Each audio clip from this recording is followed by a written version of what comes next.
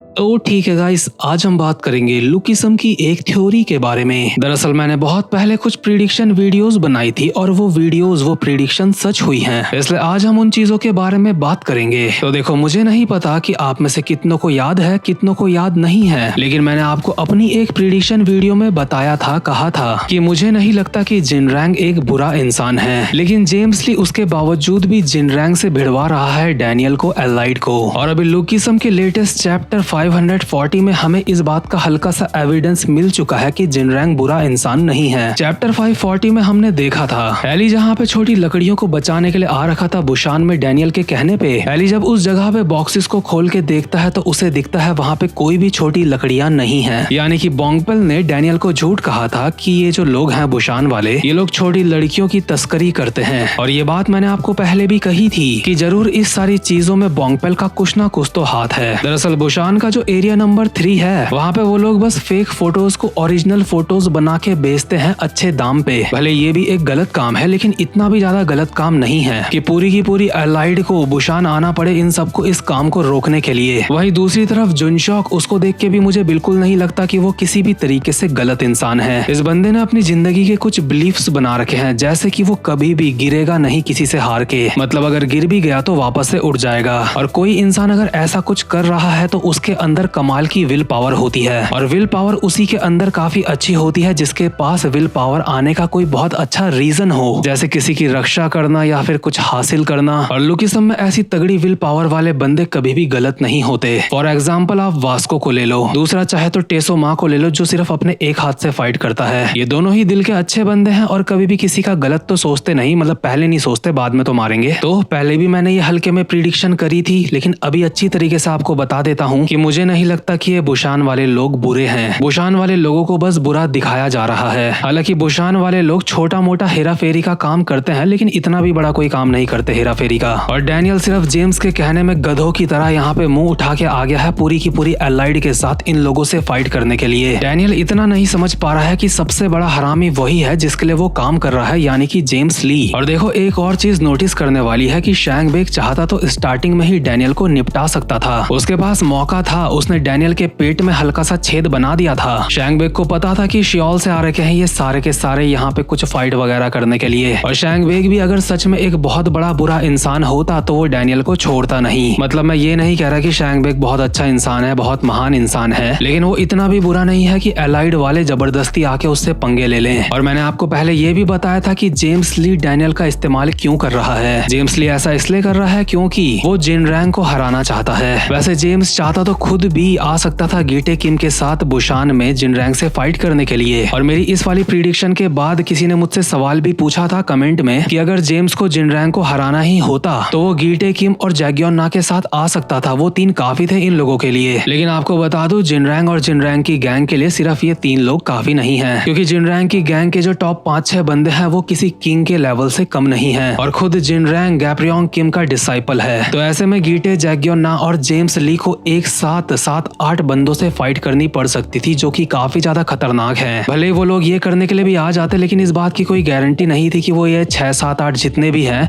ये तीनों मिलके उन सबको अकेले हरा पाए, क्योंकि कहीं ना कहीं जिनरैंग की जो गैंग है उन्हें नंबर्स का फायदा मिलेगा। और ऊपर से जिनरैंग अकेला ही काफी ज्यादा खतरनाक है और शैंग बेग भी बहुत खतरनाक है। हालांकि जिनरैंग को छोड़ के मुझे पूरा पता है कि जेम्स बाकी सबको सिंगल में हरा सकता है आराम से, और उसने हराया भी है पहले। लेकिन जब 2 बंदे एक साथ जेम्स में चिपट जाएंगे तो उसको भी कहीं ना कहीं दिक्कत होगी। वैसे भी जेम्स ने जब पहले जिनरैंग की गैंग के बंदों को हराया था तो सिंगल फाइट में ही हराया था। मतलब जेम्स और गीटे का सही है, पहले इन दोनों ने मिलके गैप्रियोंग किम को निपटा दिया। उसके बाद जब उन्हें लगा कि गैप्रियोंग का स्टूडेंट उनके खिलाफ कुछ आवाज उठाएगा तो ना जाने वो स्टूडेंट कैसे जेल चला गया, और जब जेल से बाहर आया तो जिनरैंग के पीछे उसने डैनियल को लगवा दिया। और डैनियल जब जिनरैंग लोगों को फाइट कर करके उनके साथ थोड़ा सा थका देगा तब वहाँ पे जेम्स आ जाएगा हीरो बनने के लिए, मारने के लिए उन्हें। और पता है, जैग्योन ना जेम्स लोगों के साथ अभी मिलके काम कर रहा है, इसलिए मुझे ऐसा लग रहा है कि फर्स्ट जनरेशन में जैग्योन ना ने जेम्स के साथ मिलके कुछ कांड करा है। तो खैर, मेरी अब तक की थ्योरी से आप ये बात समझ चुके होंगे कि जेम्स का क्या प्लान है। लेकिन अब बात करते हैं डैनियल की स्ट्रेंथ के बारे में, जो कि मैंने अपनी एक और प्रेडिक्शन वीडियो में करी थी। देखो, जब से गन ने डैनियल को ट्रेनिंग दी थी तब से हमने डैनियल की बड़ी वाली बॉडी में उसकी प्रॉपर फाइट नहीं देखी है। मतलब सेकंड बॉडी की फाइट तो देखी है, लेकिन उस वक्त वो UI मोड में था जब उसकी गन के साथ फाइट हुई थी। गन की ट्रेनिंग के बाद उसकी मेन मेनली फाइट अपनी छोटी वाली बॉडी में रह के ही हुई है। और मेरे हिसाब से गन की ट्रेनिंग के बाद डैनियल अपनी छोटी वाली बॉडी में ही रह के वास्को, विंजिन इन लोगों के लेवल से हल्का सा ऊपर जा चुका है। मतलब ज्यादा ऊपर नहीं गया है,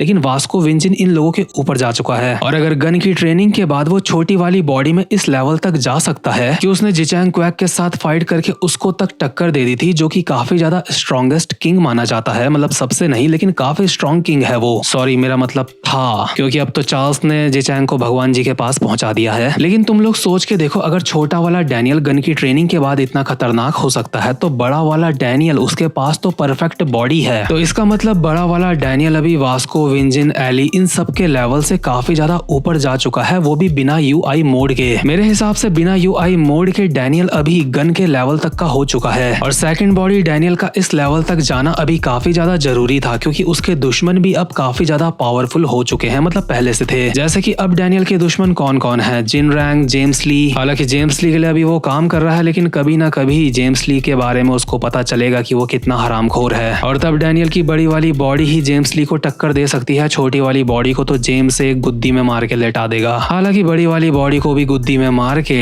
जेम्स ने एक बार बेहोश करा था, लेकिन वो एक सरप्राइज अटैक था। लेकिन इस वीडियो में जो मैंने सबसे पहली वाली थ्योरी आपको बताई है लुकिसम की स्टोरी के हिसाब से, वो थ्योरी काफी ज्यादा जरूरी है, क्योंकि लुकिसम की स्टोरी मुझे उसी थ्योरी से आगे बढ़ती हुई दिखाई दे रही है। अब आपको सारी की सारी चीज हल्के में सम अप करके बता देता हूँ। डैनियल पहले बुशान में खूब लड़ेगा अलाइड के साथ, मतलब अपने बंदों के साथ मिलकर बुशान वालों के खिलाफ। उसके बाद किसी न किसी मोड़ में आके डैनियल को पता चलेगा कि ये बुशान वाले लोग इतने भी बुरे नहीं हैं। जेम्स ली डैनियल का फायदा उठा रहा था, और वहां से डैनियल अपना एक नया मिशन बना लेगा जेम्स ली की तोड़ने का। और जिस दिन डैनियल जेम्स को हराने में कामयाब हो जाएगा, तो उस दिन समझ लेना कि लुकिसम अपनी एंडिंग के काफी ज्यादा करीब है, क्योंकि जेम्स को हराने के साथ साथ में जेम्स के काफी सारे सीक्रेट्स डैनियल के सामने भी आ सकते हैं। जैसे कि जेम्स की कोई सेकंड बॉडी भी हो सकती है, और मुझे पूरा शक है चार्ल्स चोई के ऊपर कि चार्ल्स चोई बुढ़ा जो निपट चुका है वो ही जेम्स की सेकंड बॉडी होगा। और अगर जेम्स की सेकंड बॉडी का राज खुलेगा, तो डैनियल की सेकंड बॉडी का राज भी उसी के साथ खुलेगा। और जो जैक्योन ना है, उसको तुम अच्छा इंसान मत समझना, मुझे उससे बिल्कुल वही वाइब आती है जो जेम्स ली से आती है। वो भी एक नंबर का हरामी लगता है मुझे। तो खैर, उम्मीद करता हूँ कि इस वाली वीडियो में मैं काफी सारी बातें आपको क्लियर कर पाया हूँगा। और अभी इस वीडियो में जितने लोगों को लाइक करना है कर दो, लेकिन अगर मेरी इस वीडियो की बातें आगे चल के सच होती है, तो इस वीडियो के ऊपर वापस से आना और भर भर के लाइक करके जाना, क्योंकि इस वीडियो में मैंने जो जेम्स के प्लान के बारे में बात करी है, अगर वो सच हो गया तो एक तरीके से तुम्हारा भाई भविष्य वक्ता बन जाएगा। भविष्य वक्ता ज्यादा ही शुद्ध हिंदी हो गई मुझे पता है, लेकिन इसका मतलब होता है जो भविष्य के बारे में बात करता है, और भविष्य सच भी होता है। खैर, मैं मजाक कर रहा हूँ, भविष्य वक्ता बनना इतनी आसान बात नहीं होती, इसके लिए सुपर नेचुरल पावर्स चाहिए होती है। लेकिन अगर गलती से भी मेरी वीडियो सच निकली तो वीडियो में लाइक करके जरूर जाना। अब मैं मिलता हूँ आपसे अपनी नेक्स्ट वीडियो में, तब तक के लिए मजे करो।